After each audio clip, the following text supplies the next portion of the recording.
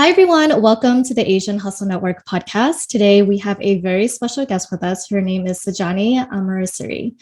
Sajani is an immigrant entrepreneur who transitioned from building world-class tech supply chains at giants like Microsoft and Amazon to building a brand with more equitable supply chains for better for you, Ayurvedic, inspired modern goodies that originate from her heritage in South Asia.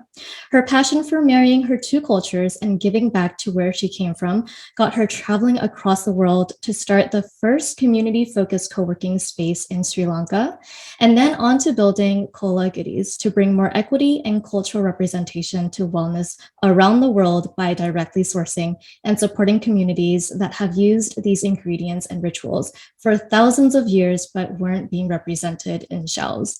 Sajani, welcome to the show. Hi, thanks for having me. This is awesome. We're so excited to have you on the show. And so we'll jump right into it. We have heard so many amazing things about Kola Goodies, but I really want to take it back a little bit and talk about where you grew up. We know you grew up in Sri Lanka, and I want to know about your experience just growing up in Sri Lanka and what was it like there? It was wonderful. Well, if you can see my background to anyone who's watching some video, this is actually inspired from Sri Lanka, this background. And it's a small island in the middle of the Indian Ocean. And I grew up, in a very middle class, loving family, very loud family actually, but also a family that where my parents just gave absolutely everything for our education and just wanted us to excel in anything that we chose. And both of my parents are also small business owners. So I definitely saw the struggle of, the ups and downs of having small business, of sometimes, just going through really bad periods. And around at the same time, there was a war happening in Sri Lanka for like 30 years. So my entire growing up was this like crazy fun, but then there was a backdrop of a war, and there's a lot to unpack when you get out of the country and you're like, wow, that was an interesting upbringing. Yeah, wow, that is amazing. And I can't imagine what it was like for you growing up. And I'm sure, at such a young age, there were probably times where you probably didn't even know what was going on, right? And it was so hard for us to understand as children, growing up in times of war. And so because it's not normal. You didn't, because I was just born into it, and it ended in 2009, which was the year that, which is 2 months after that I came to the US for college. So for me, that was the norm. And like now, and after that, like a year or two after it ended, and the moments that I went back to Sri Lanka, that's when I realized, oh, this is what it is like not to have that in the background. Because it's not that I grew up in Colombo, which is the city in Sri Lanka, and it was not that the fighting was happening in the area that I lived in. It was happening more in the northeast. And but there would be things like suicide bombers, or like real safety issues happening. But I just didn't, it's weird to actually now say that, because now looking back at it, that was your norm, and it was completely normal because that's all we knew. So even right now, what's happening in like Ukraine and Russia, my heart is like really hurting for all the kids, honestly, and like the citizens in Ukraine that are going through this right now. I just can't believe, because that is much, much more intense. It's an entire country under attack. Right, absolutely. And I feel for these children that have to go through these experiences too, right? And it's for some of these children, it's like it's all they know. And I'm sure that's like similar to what you felt like when you were growing up in Sri Lanka. But when you had left Sri Lanka to go to the United States, I believe you had moved to Seattle. Is that correct? I actually went to Pittsburgh. Pittsburgh, okay. Pittsburgh is where I came for university. And I have to tell, regarding the war, like definitely the people of the North and East in Sri Lanka went through much worse than the people in Colombo and anywhere else did. And there were actually kids and children in those areas as well. So it's just another thing to unpack. It's a really sad situation that was happening there. So I must tell, because I remember going during a ceasefire to the north, and I remember seeing kids going to school under like a roofless school building, which for me, with the privileges I had, in comparison to that, I was so privileged because I was going to an awesome school in Colombo, right, where we had all the amenities, and these kids in the north didn't. So it's definitely like, they definitely had a much harder than life than I did. But yeah, so I came to Pittsburgh out of like, Sri Lanka, which is like, everyone, when I came here, they were like, why didn't you choose like LA or Miami? I was like, I don't know. I thought all of America is the same. Like, I grew up watching like Friends, and I thought my life would be like a set of Friends, where it would be like New York and I would be so fabulous. But nope, I came to Pittsburgh, and no hate to Pittsburgh. But it just was not what I imagined it to be. And especially being an immigrant, like the first time in America, right? Like I didn't do any college trips. I had no idea that was a thing, like that college visits were a thing when I first came here. I was like, oh, you came to the school before you came here? What do you mean? I just like picked it out online and like applied, So, but I got a full scholarship to come. So that was clearly an incentive to come and figure out your life here and fit in and assimilate as fast as you can. Oh yeah, for sure. I mean, I don't blame you for thinking the whole United States is like all the same, because I feel like if I were to be born outside of the United States, I would think every state is the same too. Because we always talk about how, our American culture, it's all like very aligned with every state, but there's so many different nuances and different cultures in every single state. And we have like different traditions and stuff like that. But I do want to know, like, what was it like during that transition when you moved from Sri Lanka to Pittsburgh? And did you have any culture shock at any point? I'm sure it was such a different lifestyle, and coming from times of war and then moving to a whole new country. What was that experience like? Well, did you have culture shock at any point? Complete culture shock. Mm-hmm. I am so thankful to my friends, early friends at Duquesne University, who like even took the time to explain on how things worked, right? Just even like being in the dorm, and the food was so different to what I was used to, right? We would have curry and like vegetables would be cooked, and here it was like a more salad thing. I was like, why are people eating raw vegetables? Like, can you imagine? Like, I was like, I just don't understand this. Like, there's no concept of salad in Sri Lanka, actually, or like in a lot of South Asian countries, because you cook everything, right? And that is actually like roots of Ayurveda too, like you cook your food. And I was just like, even like exits, for example, I'm like, why do exits exist? Because in Sri Lanka you can just like, oh, you missed one street, you just like turn around and you go back, right?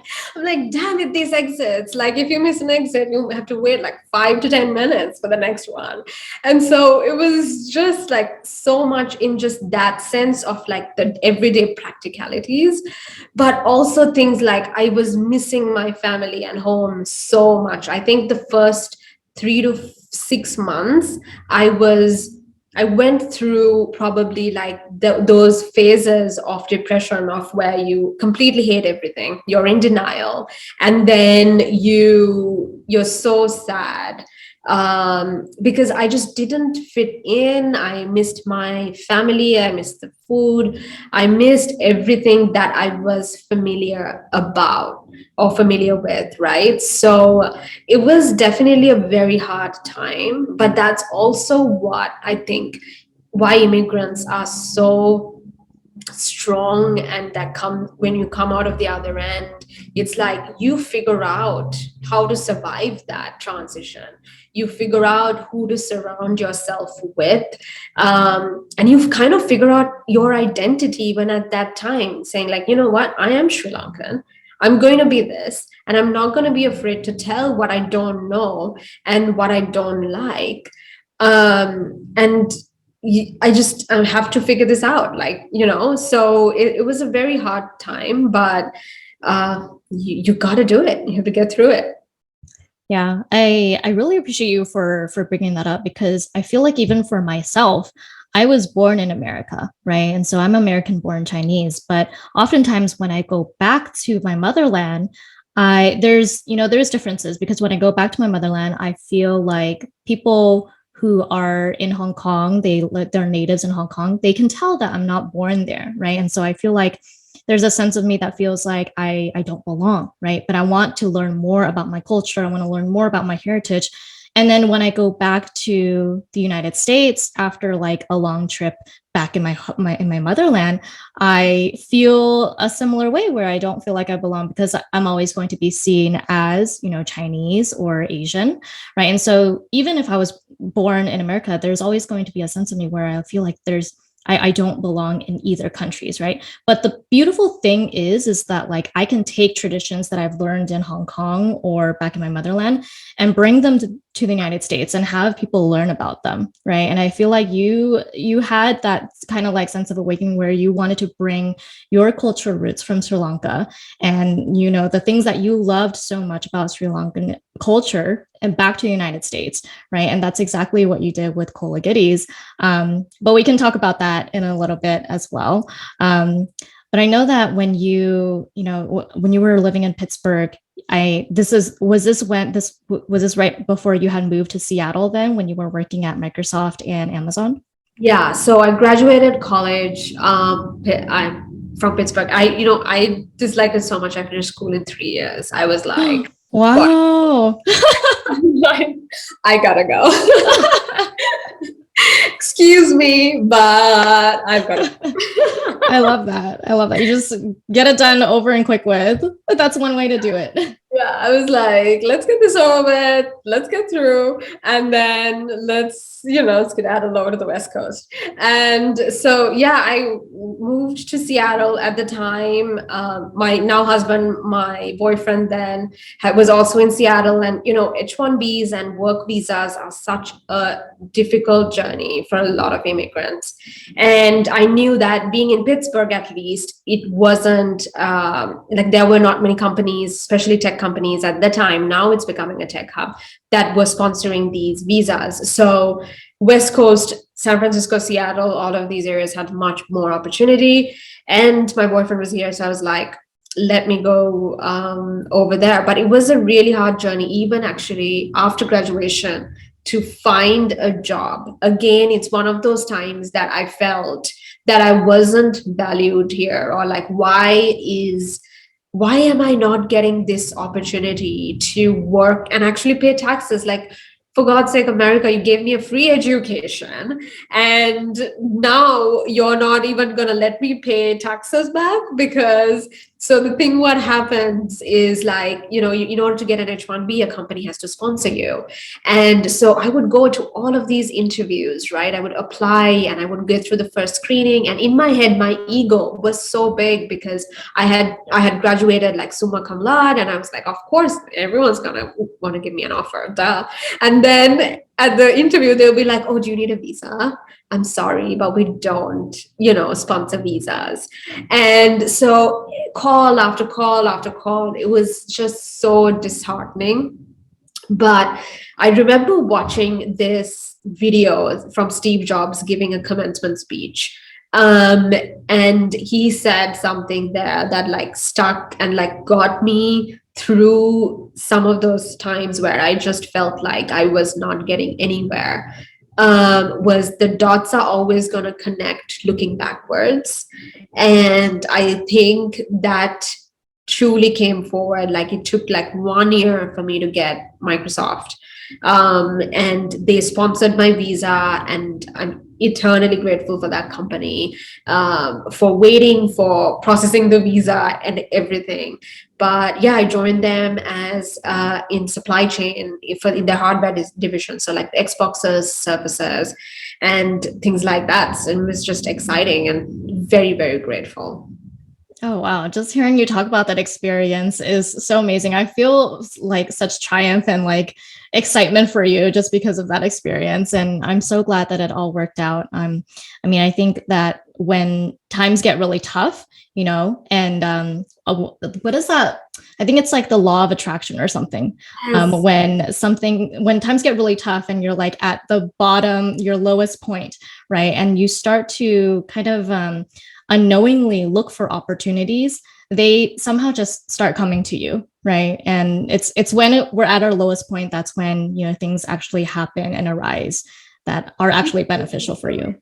Yeah, I think Yeah. it's when you surrender, like, as a, like, if you haven't picked up, clearly I'm a very type A person where I'm like, let me just finish school, I'll Right. graduate with these all A's and, I'll get there. And then obviously I'll find a job, right? But when you try to control so much, I think sometimes the universe has a way of showing and correcting and saying, you know what, you actually don't have so much control as you think you do, and maybe just give up control a little and like let me handle some stuff. So I think that is exactly what happened, because even within that getting that offer process, there was so many ups and downs of like, just like, recruiters changing and me frantically like looking for these recruiters and things like that, but just like things just worked out at the end, honestly. Yeah. And I'm so glad that it worked out. What was your experience like working at Amazon and Microsoft as well? And when did you decide to leave your corporate job to work on your small business full time? I think there was an article that said that you were actually working on your small business, and it was overlapping, but you wanted to make sure that you were actually cash flow positive before you had left your job. So I want to Yeah. hear about that experience and what was going through your mind at that time. I think you also mentioned there was a mentor that told you about maybe doing entrepreneurship full time, but you were so scared to do it. Yeah. Tell us about that experience. Yeah, I mean, I loved Microsoft. I still do. I don't think that, some people leave corporate because they hate um, a job, or they don't like their managers, or they don't like the work that they're doing. I really just loved being at Microsoft. They valued me. My growth was immense, and I was financially secure, right? I think those things, especially coming as an immigrant, are so important, and being just around some of the smartest people ever, because it's not easy to get in there. It's like all these people are extremely smart, very dedicated, and so just being around that was such a level of like, and being able to start first my career, right? This was like Amazon, I was there for 8 months, and then Microsoft was, I was there for 4 years. And being able to start with that level of professionalism and that level of work ethic from people, I think that was such an amazing foundation for me to see how things are done, how things are not done as well in some cases, but also mostly how things are done. And I absolutely loved it. And for me, but I kept doing these other things, like I kept starting little ventures on the side. There was once I came to LA, and I went to the garment factory, bought some clothes. I started a website, and I started, an online clothing store in like 2 years in. And so I kept doing, there was still an itch of like, I just knew there was something that I wanted to do from ground up. And and just that was more fulfilling in there. And so I did a bunch of these other little ventures on the side. And then Colombo Co-op, which is the one that once I started, I actually left Microsoft for, that came about as actually one of the things, like, I started that online clothing store, and there was an element of it where 10% of the sales, or with every purchase, I was giving back to girls' education in Sri Lanka as well. And I was doing this, and I just was kept thinking, like, the fashion is fine. I love it myself, for myself, but I have no passion for it, right? So how do I do something, where that there's so much more meaning to me and that is so me. And that's when I was like just thinking about like, hey, networking, like why, like so much in life for me was given thanks to networking. And that is because I introduced myself, I went up and spoke to someone, I asked for opportunities, right? And you have to do that right now. Like that is what you have to do. And that's what I did even at Microsoft. So it's not even just entrepreneurial. Like honestly, I think a part of my success at Microsoft was because people knew who I was and what I was working on. And no matter what, yes, my work was great. So that's why they also knew all this other side stuff that I did, but they had nothing to tell me because I was delivering on time every time. Right. So just like, you get, for corporate people, do your work amazingly well, just deliver on time every time, and make sure that people know who you are and what you're working on. But when I started Colombo Co-op, it was for me a way to kind of give back home in a way that I've always wanted to take something from home here, which became Kola Goodies, and take something from here back home, which became Colombo Co-op, the first co-working space in Sri Lanka. And I was just so surprised that in 2018, there was no co-working space back home. So I was like, yeah, sure, let's do it. So I went and started the co-working space. And you're right, I was doing both at the same time. And I don't know whether it's the wisest thing that I would tell people because it burned me out so much. I was exhausted. It was around the clock work because I would do work and then in the evenings I would get on and do Sri Lanka time zone work, right? But I just had to get that done because I just bootstrapped and I didn't have a concept of raising money for this at the time. I didn't know that that was possible, and so I would say is a mistake, right? I would have raised money for it. But yeah, I did that, and because I was depending on my salary to fund it, that is part of the reason that I stayed on. And I was on for like 6 months after it opened, and we were able to cash flow break even on operating, and it wouldn't have depended on my salary to pay the rent at the co-working space anymore. So that was my goal. I was like, I'm leaving this job when I do that. But like you said, I would not have even made that a goal if one of my mentors hadn't even put that thought in my head, because leaving the job was not an option for me. For some reason, that financial security is so much to me, like my family, like they were so proud of what I was doing. I was able to purchase a home, like do all of these things that are like quote unquote very financial secure, like doing the right thing. But then he asked me the question, how much money do you really need in order to not live your dreams? And that was like, okay, that's a tough question. So that kind of got me thinking, maybe I should try this for a bit. Yeah. Oh my gosh, that's amazing. I got chills just hearing your story. And I feel like the fact that you said that, you wouldn't recommend having a side hustle and your full-time job at the same time. It's hard. I agree with you, right? Because I've done the same thing. I've worked on Asian Hustle Network at the same time as having a corporate job, my 9 to 5, right? And so when I had my 9 to 5, I would work in the daytime, and then Asian Hustle Network, I would work at night. But sometimes some of the things couldn't wait till night. So I had to kind of switch off between laptops and while I was working from home and pretend like I was working at my 9 to 5. But then there are some people who say you shouldn't quit your job until you feel comfortable financially, right? Because it is important to have that financial security, that financial blanket. So it's just interesting seeing the two different sides, right? I think there's struggles and just hardships with both, and it's always going to be hard with entrepreneurship. Exactly. And if you have a financial security net or, a way to raise money, yeah, go and quit your job and then do something, or build at least a minimum viable product with some product market fit while you're working, so that you have iterations and confidence when you work, when you leave, that, hey, this could lead to something, right? But like for me, just when you're especially building something that is a physical space in a different country, where the work ethic is very different, the ways work is done is very different. And for me, I had actually never worked in Sri Lanka, right? That was so Yeah. interesting.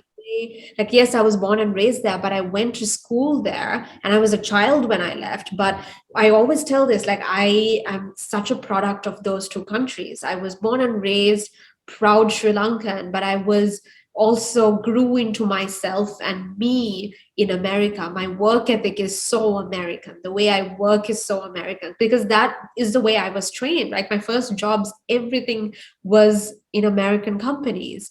So when I do go back and like do the way Americans do work, they're like, "Oh, you're so rude," and I'm like, "I'm just telling you the facts." Yeah. So, but I had to learn a lot of those things of, like, it's very FaceTime work. Like, you have to have a established relationship. If they tell a deadline, it might not work that same way. So a lot of these things I really had to learn, and doing both of that was very hard when in a job. And the other thing was, supply chain doesn't stop, right? I was in supply chain, so I'm on calls with China even at night. And so for my actual job that is paying, it was never 9 to 5. So that's the other part that was also so hard, right? It was like, it doesn't stop. Supply chain does not stop. It's a thing that keeps going when you're sleeping. Right, absolutely. Oh my gosh. And I can't believe you have never worked in Sri Lanka, but a lot of the, entrepreneurship endeavors that you had, they went back to Sri Lanka. They were somehow connected back to Sri Lanka. And that's so amazing to me. And it seems like the common thread in your entrepreneurial journey is finding that intersection of your Sri Lankan roots with the businesses and cultures you have been part of in the US, right? And I'm so glad that you brought that up. You were talking about just like managing those two different cultures between, America and Sri Lanka. I want to know about like, what other lessons have you observed with this approach of like intertwining the two cultures together when you were, starting these businesses, starting Colombo Co-op and starting the fashion apparel company as well? Yeah, well, I think a lot of that meant, like, I think it came from a place of wanting to give back in and having that fulfillment, probably. And especially when, like, going back and giving back home and starting something, it's about like, hey, I did something in the States. Like, can I do something back home to change something or help with whatever I can to learn, right? And like change ways that what is going on, because it's not a perfect country. It's, yes, it's a tropical paradise, but it's by no means perfect. There's racial inequalities. There is currently, as we speak, there is an unprecedented economic crisis back home, where people are actually in the streets protesting. They have like no fuel. There's power cuts, electricity cuts for 15 hours a day. And the currency has plummeted to its worst ever been. Like right now, through Kola Goodies, we are actually raising money to send back home so that people can have food to eat, because inflation has gone up 25% and people can't afford food.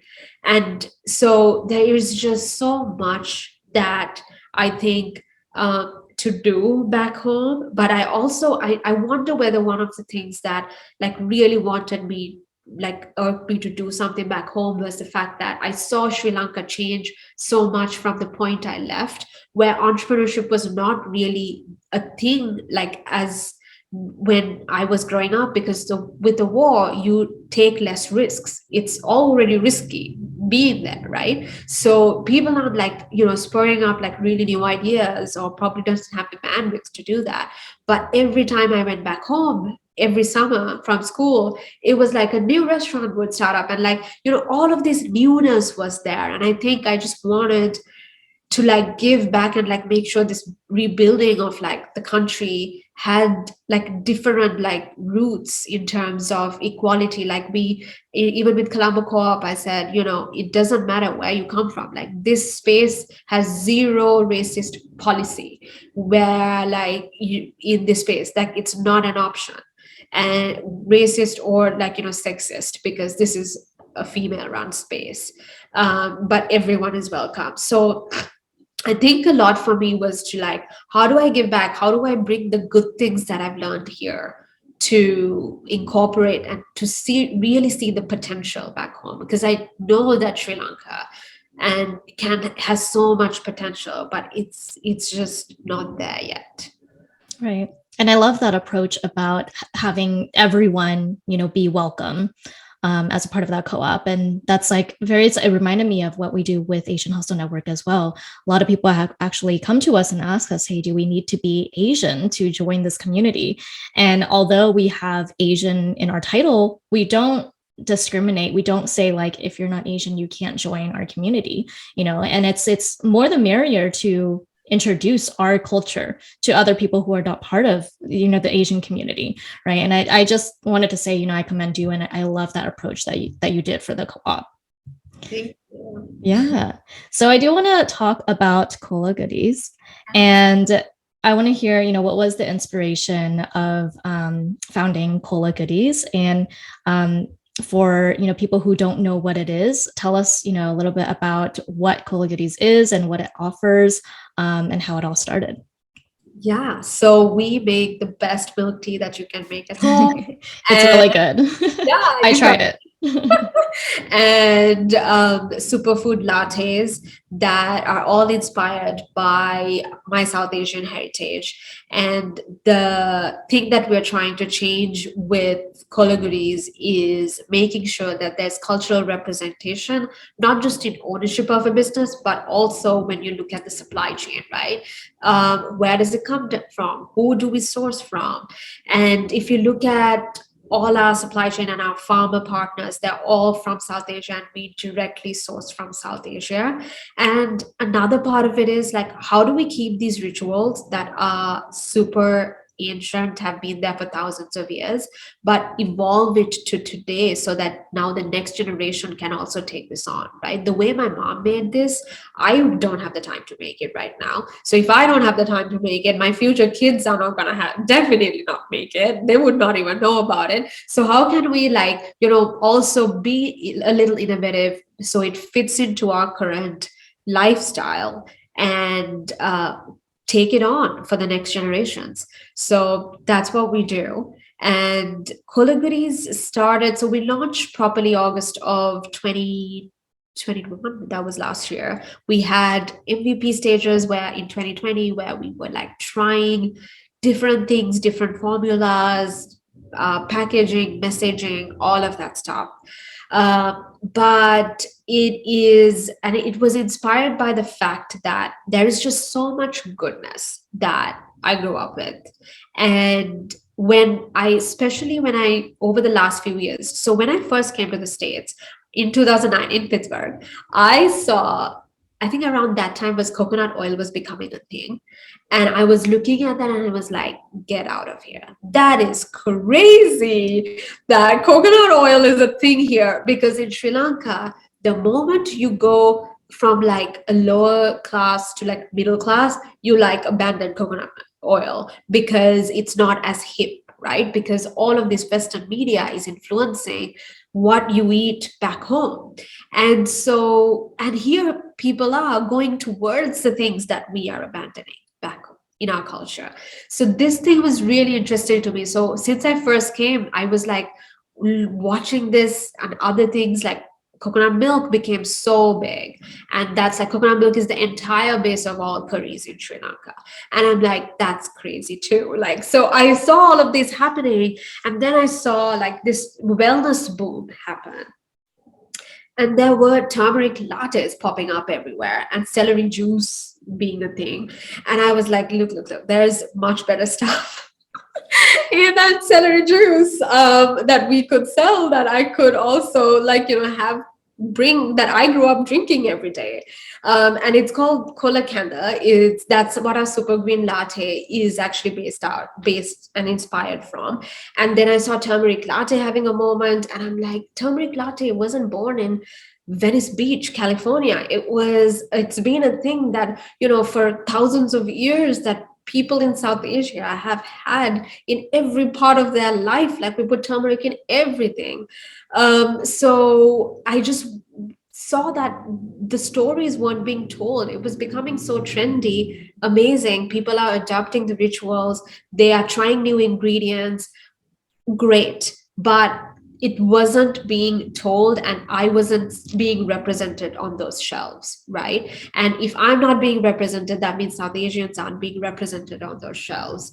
And that also meant that these companies weren't sourcing. There was the trendiness here was not benefiting the farmers or the people back home and the communities, right? Because the supply chain is so much that it goes through at least 10 stops before it gets to your latte bag. It will go to an auctioneer, exporter, distributor, wholesaler, like all of these places.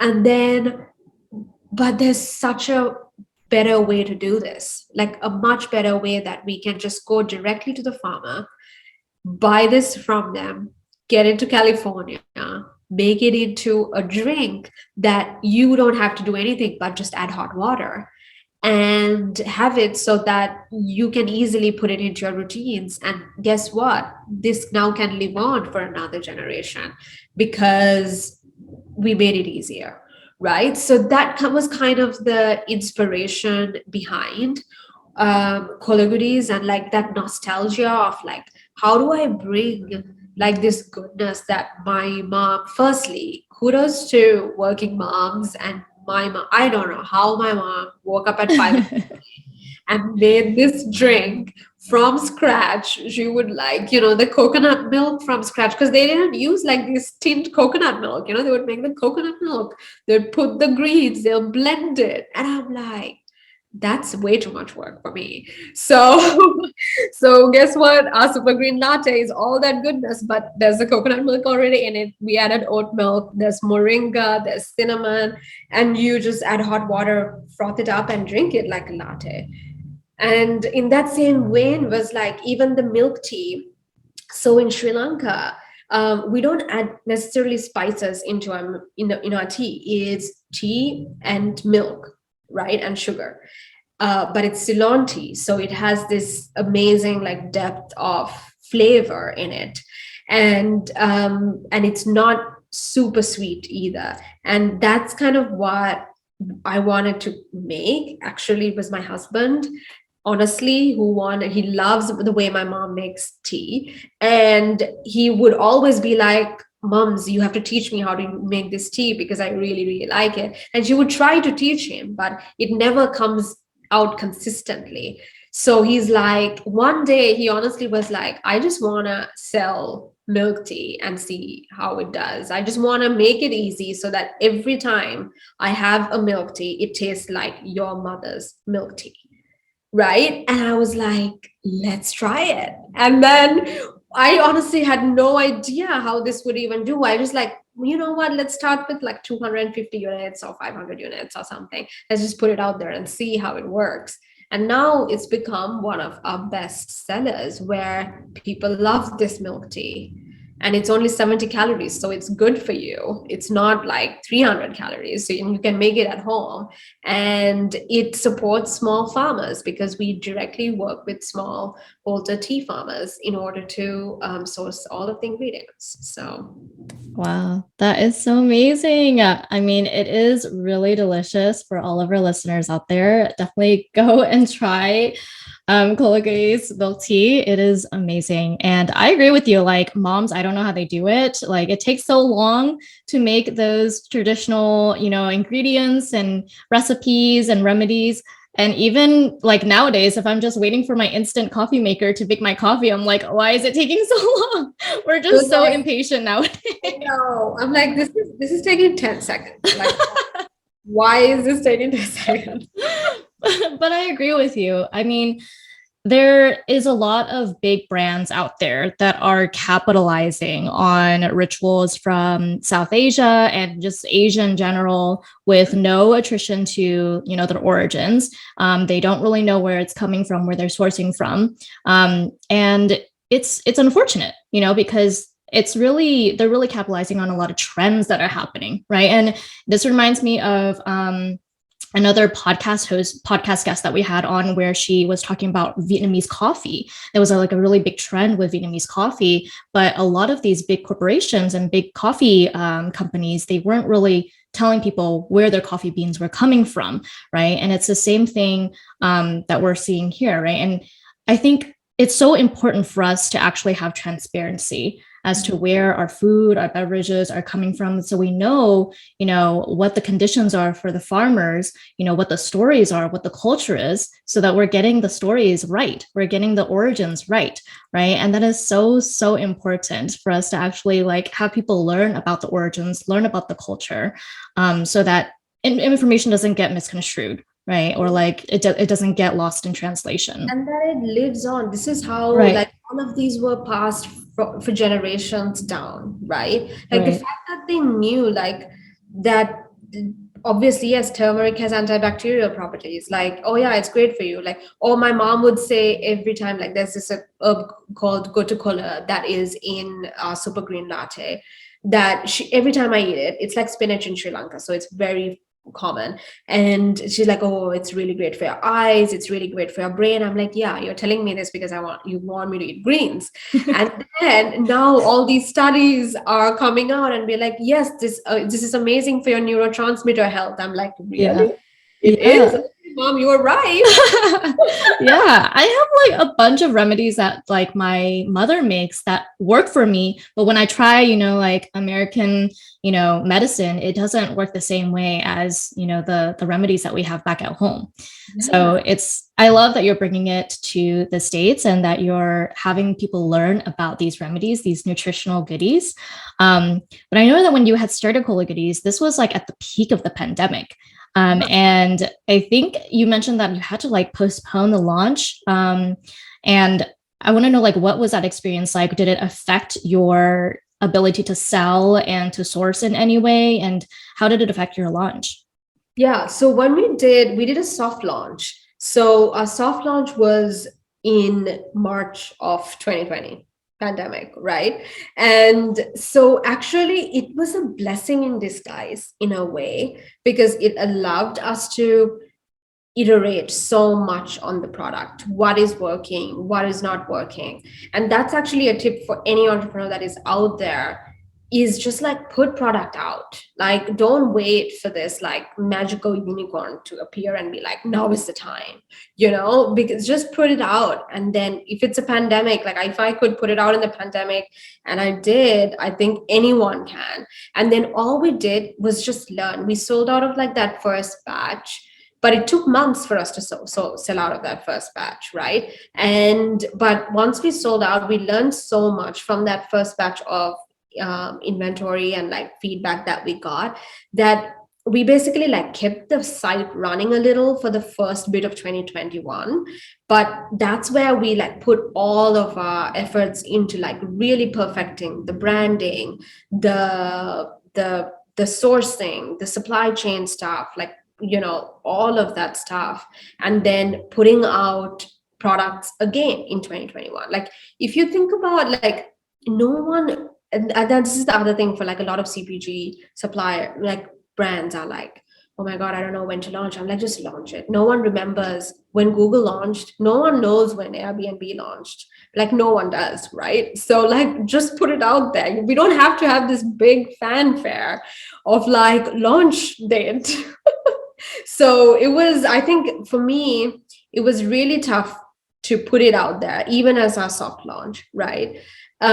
Because a lot of the things that we had planned, even in a soft launch, was like, hey, let's go to the yoga studio and give these products out and see what people would say. But no yoga studio was open in a pandemic. We were all in our apartments. So we had to just really quickly see, like, okay, how do we even get the word out there? Like, how do we tell people that we exist, even to get those soft launch feedback, right? And that was really, really tough. But I'm telling you, all the dots connect when you look backwards. Oh my goodness. Yeah. Yeah. Definitely blessing in disguise. I think it also is a reminder that it doesn't have to be perfect when we launch something. I think a lot of us as like creatives and entrepreneurs, we want everything to be aligned. We want the stars to align. We want it to be like on the perfect date for it to be launched. We want everything to just be perfect, but it's never going to be perfect. And you're always going to have to iterate and improve the more launches that you do. Right. So that's a really good reminder to us all. Yeah, you have to always like keep going. And I think like that was a question that you asked before that I wanted to, like, this thing came up to me. Like I've been wondering, like, why have I always been so, like, everything I do has had some sort of element of Sri Lanka, right? Yeah. Even our, and it's a small country. No one even knows about it sometimes. Like, probably, I hope your listeners do. But when I first came to America, people, like, literally college students, like, all, no one knew. They'll be like, what is Sri Lanka? And I'm like, it's a country, it exists. Like, it was I also went to a very non-diverse school, so maybe that was the reason. And but it was like, wait, what is Sri Lanka? So I was just thinking, maybe I have such a drive to make Sri Lanka known in this part of the world, that and that it feels like, even like with that milk tea, like I was so, like, I put Sri Lankan milk tea on it. Like, I want people to know what Sri Lanka is, and like that, people to know that all of South Asia is so big. There's India, there's also like 7 other countries in South Asia, right? And the cultures are so different, food is so different in those areas. And I think that has been such a big drive also, like, to make sure no one ever questions me again saying, what is Sri Lanka? So I think that's one of the biggest drivers too for me. I love it. And it works. It gets people to actually learn about it when they see it on packaging, on, your milk tea wrapper, like they'll look into it and try to learn more about the culture. So it definitely works. Because your brand is, all about wellness, I want to know, like, what do you do to look out for your health? I know that, there must be some like rituals or maybe some practices that you do. How do you look out for your wellness, and what type of wellness strategies do you incorporate into your life? I wish I could tell you really amazing, ritualistic. So my day starts with this meditation. But, actually, to be honest and very truthful, lately, the last 4 to 5 months has been so brutal in a good way for the business, but also has meant that I have been so stretched in a lot of ways. And I make this joke with my other wellness brand friends that the wellness entrepreneurs are the least well people. It's okay. It's okay. Entrepreneurs, we stress about, good sleep, 8 hours of sleep a day, but it's so hard. Exactly. So, but I mean, the thing that, like, today in the morning I worked out, that's a win for me. Like, I took 20 minutes to work out. I do think having a meditation ritual of some sort for me is really, really key in terms of just like quiet time in the morning for, like, even if it's just 5 minutes, or even if it's just looking outside the window and saying, like, hey, here's my intention for the day. That's like one of the things I would love to do. I think it's very seasonal. There are times in my life where I do have that time, right? I wake up, I either make a super green or a milk tea or have my coffee or something like that, and just like sit down and like meditate, journal, all of that. But this season has not been that season. This season has been work, work, work, and like get the small wins in. And in this season, the things that have brought me a lot of care and self-care has been the sun. I love the sun. I like when I picture my life, I picture sun in it in every moment. Right. And then Yes. I love the sun. I love just going for a walk. I take that as a win. Like just going out there, walking. The area I live in, San Francisco, there's parks everywhere. So I just love being around that. I love going out to the beach. Just the beach calms me so much. I don't know whether it's because I grew up by the ocean. I literally grew up by the ocean in Colombo. So I don't know whether it's that familiarity or what it is, but the ocean calms me down a lot, being around water. And I think those small things and like getting a workout in honestly has changed so much what my like normal ritualistic things are. And I think that has been a lot of what self-care has meant in the last 5 months for me. Amazing. I have so many similarities. I like love the sun. I love the beach. I love being around water, like the sound of the waves crashing next to This me. It's like it's the most peaceful, relaxing thing. I read something somewhere about the fact that I think it's like stress being washed away or something like Oh, it's so cleansing, and I think that might be one of the reasons. yes. Yeah. But I think it's very seasonal. Just like I watched something today that said, like work and life can be done in sprints, right? And I feel like I've been on a sprint for the last 4 months, 5 months, and like I really am working towards it being a little bit more scalable, and a little bit more delegated out right now. And I'm just looking forward to that season where I'm not so, deep craving. Like I don't want to say stressed. I'm just telling I'm craving deep rest right now. Yes. It will come. It will come. We always make time for it. So, Johnny, we have one last question for you. And that is if you could give an advice to an entrepreneur or just anyone who is trying to get more in touch with their cultural roots, Mm. what would that one advice be? Mm. One, can I give multiple? Sure. So one of the things that I think is like not like embodying, run your $1,000 a month company that is with one person like you're running your 10 100 million company. Like mentally be there, right? Mentally be there, because what I learned, like I read Obama's book that came out last year, and one thing you realize is he didn't just become the president and start giving amazing speeches, right? If you read his journey, he's been speaking at college, he's been speaking way before he even got to college, and he was speaking in his community, organizing stuff he was doing in Chicago, and like all of those things like made him was primed him enough to give that amazing speech, whatever changed his trajectory, when he announced his, presidency or one of those points. So, and as entrepreneurs, we expect ourselves to like, oh, when I get there, I'll be like that. But that's not gonna work. You have to be that day one, day zero, as you're envisioning your company. Be the way that you're going to be, speak that way that you're going to be, right? Like Asian house, like I'm talking to you right now, Maggie, like I run a $50 million company. I don't.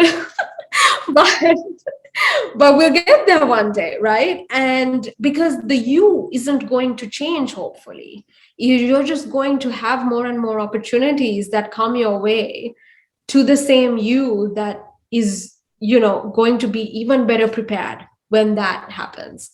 So I would say in whatever you do, whether even if it's culturally rooted or not, just like practice every day, show up like that every day. And like I said, like you can't just, even with the culturally rooted inspiration, right? I didn't just come up with Kola Goodies and be like, hey, this is what I'm doing. It's been a thing that I've done actually since the very beginning, right? Like with my side hustle of a online clothing store I gave back home.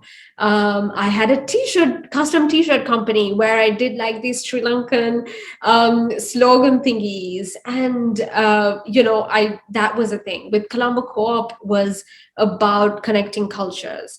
Kola Goodies is about connecting cultures. So like just keep at it. It might take different forms, but the main thing that is driving you is, if it's connecting cultures, then keep practicing it. And if the first one doesn't work out, that's fine.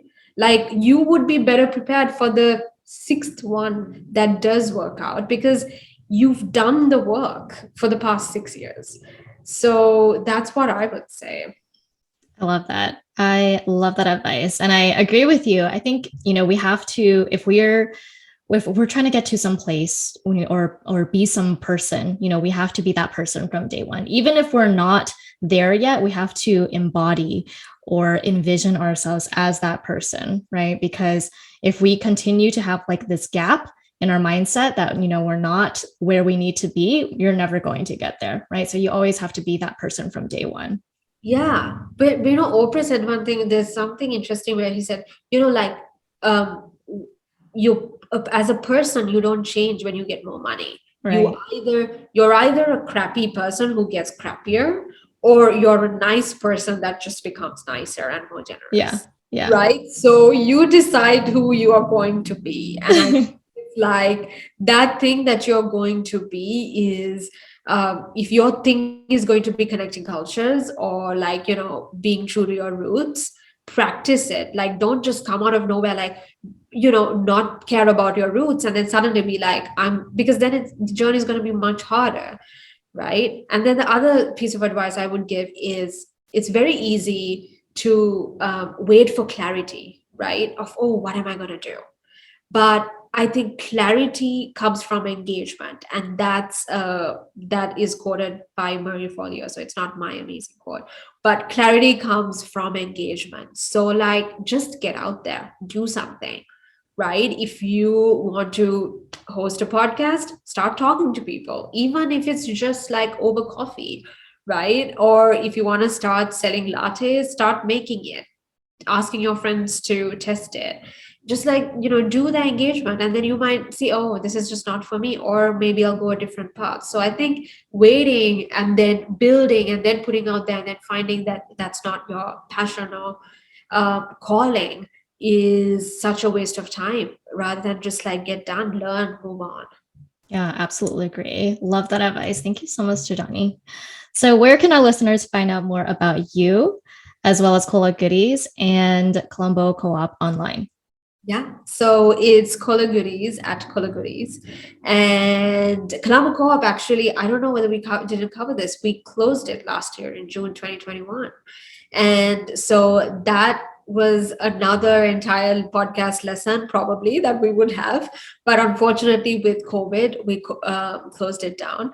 But you can find us at Kola Goodies, and I am at Sajani Amarasiri on Instagram and TikTok.